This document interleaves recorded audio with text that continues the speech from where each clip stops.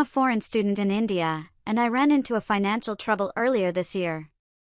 My parents have been helping me out ever since I came here. They pay for my school fees, rent, and other school expenses. I am forever grateful to them for being there for me. Earlier this year, my rent was due, and as I always do, I asked my parents for it, but I never got an answer. I was ghosted. My landlord was already trying to get his money, and I was feeling sidelined. Anyways, I started to panic, and I prayed a lot to God to help me. I felt alone in all this, but Jesus kept me going. I believed, I stood in faith and stayed positive. Because as all this was taking place, I was doing my exams, and so I wanted to remain calm and peaceful and get through it all. So, I decided to seek help from my friends. I texted 2 of my friends and asked if I could help with any remote work such as spreadsheets and reports.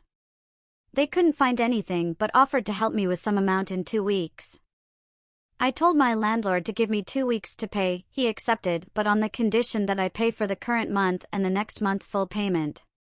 So I agreed to do that, hoping by that time at least my parents would have responded and given me at least something.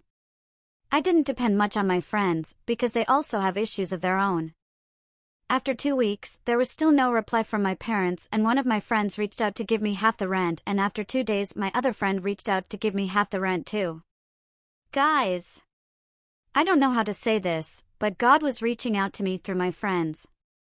I have cried a lot because though I am a student, I can't find work because I have a student visa and I can't work here in India. If my parents were cutting me off from their help, then at least they could tell me about it so I could be aware that I am all by myself in a foreign nation. Right now, I am trying to figure out how I am going to pay rent for the other upcoming months. I am praying God makes a way as I'm looking for some work I can do remotely.